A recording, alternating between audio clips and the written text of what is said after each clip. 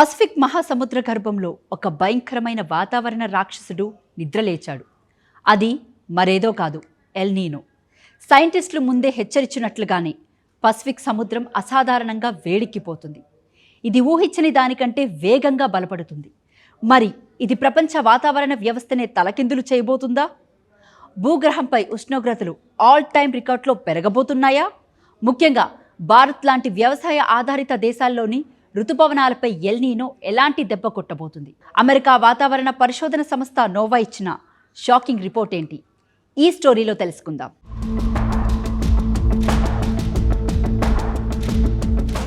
వాతావరణ శాస్త్రవేత్తల తాజా అంచనాల ప్రకారం ఈ ఏడాది డిసెంబర్ నాటికి పసిఫిక్ మహాసముద్రంలో ఎల్ నీనో అత్యంత శక్తివంతంగా మారడానికి దాదాపు 90% పైగా అవకాశాలు ఉన్నాయని తెలుస్తుంది.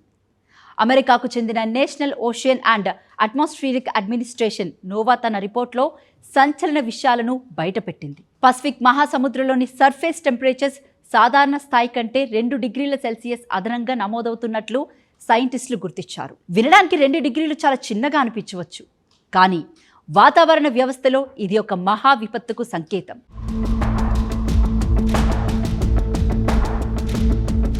ఈ ఉష్ణోగ్రతల పెరుగుదల సముద్ర ఉపరితలానికి మాత్రమే పరిమితం కాలేదు. సముద్రం లోతుల్లో ఉన్న పొరల్లోకి కూడా వేడి వేగంతో విస్తరిస్తుంది. ఇలా లోతైన నీళ్లలో పేరుకుపోతున్న అపారమైన వేడి ఎల్ నీనో మరింత పెరగడానికి సహకరిస్తుంది. ఈ తాజా పరిణామాల వల్ల 1950 నుంచి ఇప్పటిదాకా నమోదైన అత్యంత బలమైన ఎల్ నీనోలలో ఇది ఒకటిగా నిలిచేందుకు 69% ఛాన్స్ ఉందని నిపుణులు వార్నింగ్ ఇస్తున్నారు.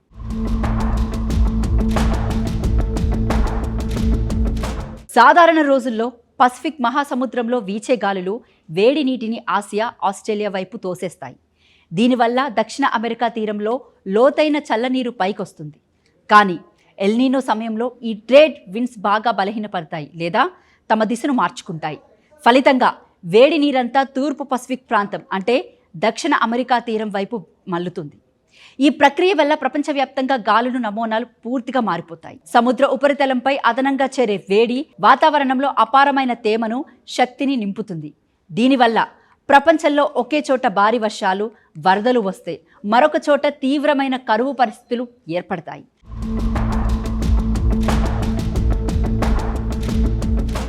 అంటే పసిఫిక్ మహాసముద్రానికి తూర్పు వైపు ఉన్న పెరు, ఈక్వాడర్ వంటి దక్షిణ అమెరికా దేశాల్లో ఊహించని రీతిలో వర్షాలు కురిసి భారీ వరదలు ముంచెత్తుతాయి.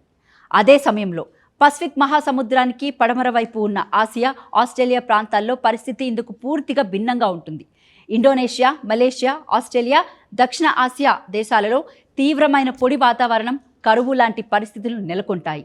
అడవుల్లో కారుచిచ్చు తీవ్రత పెరిగిపోతుంది. గ్లోబల్ వార్మింగ్కు తోడు ఈ ఎల్ నీనో కూడా కలవడంతో ప్రపంచవ్యాప్తంగా గ్లోబల్ టెంపరేచర్స్ రికార్డ్ స్థాయికి చేరిపోతాయి. ఇది తీవ్రమైన హీట్ వేవ్స్కి దారి తీసే ప్రమాదం ఉందని ప్రపంచ వాతావరణ శాఖ హెచ్చరిస్తుంది. ఇక మన భారతదేశం విషయానికి వస్తే ఎల్ నీనో పేరు వింటేనే వాతావరణ శాఖ అధికారులు, రైతులు తీవ్రంగా కలవరపడతారు. ఎందుకంటే హిస్టారికల్ డేటాను పరిశీలిస్తే గతంలో నమోదైన ఎల్ నీనో సంవత్సరాల్లో భారత్లో నైరుతి ఋతుపవనాలు బాగా బలహీనపడ్డాయి. సాధారణం కంటే చాలా తక్కువ వర్షపాతం నమోదవుతుంది. సెప్టెంబర్ నాటికి వర్షాలు పూర్తిగా ముఖం చాటేసే ప్రమాదం ఉంటుంది. చివరికి కరువు వచ్చే పరిస్థితులు ఏర్పడతాయి.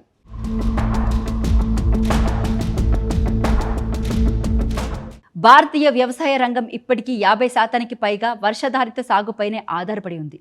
వరి, పత్తి, వేరుశనగ, కందులు వంటి ఖరీఫ్ పంటలకు నైరుతి ఋతుపవనాలే ప్రధాన ఆధారం. ఎల్ నీనో ప్రభావంతో వర్షపాతం తగ్గితే జలాశయాల్లో నీటి మట్టాలు పడిపోతాయి.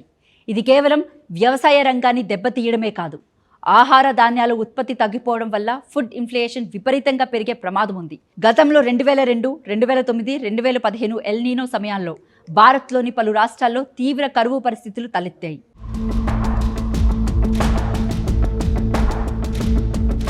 అయితే ఎల్ నీనో వచ్చిన ప్రతి సంవత్సరం భారత్లో కరువు తీసుకొస్తుందా అంటే సైన్స్ కాస్త భిన్నమైన సమాధానం ఇస్తుంది. చరిత్రలో కొన్ని ఎల్ నీనో సంవత్సరాల్లో భారత్ సాధారణ వర్షపాతాన్ని పొందింది. దానికి ప్రధాన కారణం ఇండియన్ ఓషన్ డైపోల్. దీన్ని హిందూ మహాసముద్రంలో వచ్చే ఎల్ నీనో అని కూడా పిలుస్తారు. హిందూ మహాసముద్రంలో పశ్చిమ భాగం తూర్పు భాగం కంటే ఎక్కువ వేడెక్కినప్పుడు దాన్ని పాజిటివ్ ఐఓడి అంటారు. ఒకవేళ ఎల్ నీనో సమయంలో హిందూ మహాసముద్రంలో పాజిటివ్ ఐఓడి ఏర్పడితే అది ఎల్నీనో ఇచ్చే ప్రతికూల ప్రభావాన్ని తట్టుకొని భారత్కు మంచి వర్షాలు ఇచ్చేందుకు సహాయపడుతుంది. అందుకే ప్రస్తుతం భారత్ వాతావరణ శాఖ కేవలం పసిఫిక్ మహాసముద్రాన్నే కాకుండా హిందూ మహాసముద్రంలో చోటు చేసుకుంటున్న మార్పులను కూడా నిశితంగా పరిశీలిస్తుంది.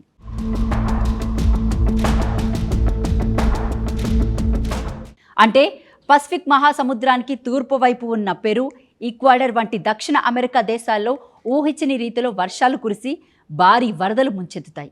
అదే సమయంలో పసిఫిక్ మహాసముద్రానికి పడమర వైపు ఉన్న ఆసియా, ఆస్ట్రేలియా ప్రాంతాల్లో పరిస్థితి ఇందుకు పూర్తిగా భిన్నంగా ఉంటుంది.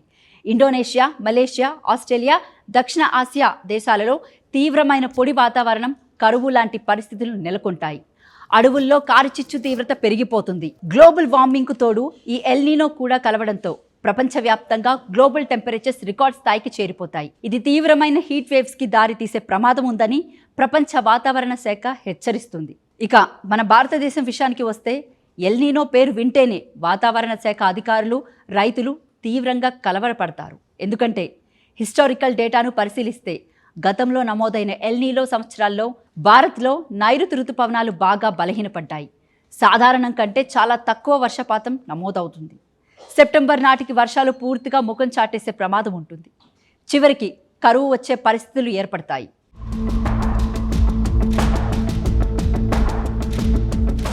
భారతీయ వ్యవసాయ రంగం ఇప్పటికీ 50% పైగా వర్షాధారిత సాగుపైనే ఆధారపడి ఉంది. వరి, పత్తి, వేరుశనగ, కందులు వంటి ఖరీఫ్ పంటలకు నైరుతి ఋతుపవనాలే ప్రధాన ఆధారం. ఎల్నీనో ప్రభావంతో వర్షపాతం తగ్గితే జలాశయాల్లో నీటి మట్టాలు పడిపోతాయి. ఇది కేవలం వ్యవసాయ రంగాన్ని దెబ్బతీయడమే కాదు, ఆహార ధాన్యాల ఉత్పత్తి తగ్గిపోవడం వల్ల ఫుడ్ ఇన్ఫ్లేషన్ విపరీతంగా పెరిగే ప్రమాదం ఉంది. గతంలో 2002, 2009, 2015 ఎల్నీనో సమయాల్లో భారత్లోని పలు రాష్ట్రాల్లో తీవ్ర కరువు పరిస్థితులు తలెత్తాయి.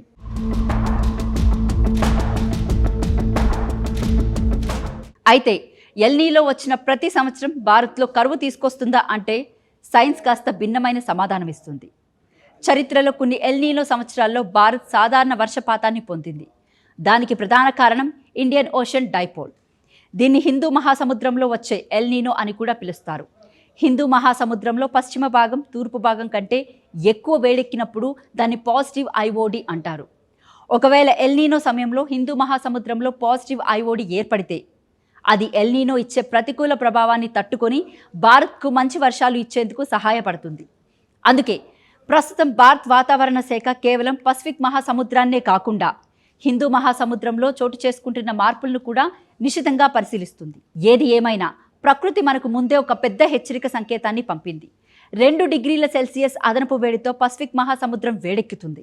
దీంతో ఎల్నీనో క్లైమాక్స్ దిశగా వేగంగా అడుగులు వేస్తుంది. రాబోయే రోజుల్లో నీటి కొరత, అకాల వర్షాలు లేదా తీవ్రమైన కరువు పరిస్థితులను తట్టుకోవడానికి ప్రభుత్వాలు ఇప్పటి నుంచే ప్లాన్ సిద్ధం చేసుకోవాల్సిన అవసరం ఉంది. రైతులు కూడా వాతావరణ సూచనలకు అనుగుణంగా ప్రత్యామ్నాయ పంటకు వైపు ఆలోచించాలి. నీటి సంరక్షణ, వాడకల్లో జాగ్రత్తలు వహించడమే ప్రతి ఒక్కరి బాధ్యత. వాతావరణంలో చోటు చేసుకుంటున్న ఈ మార్పులపై మీ అభిప్రాయం ఏంటో కామెంట్ చేయండి.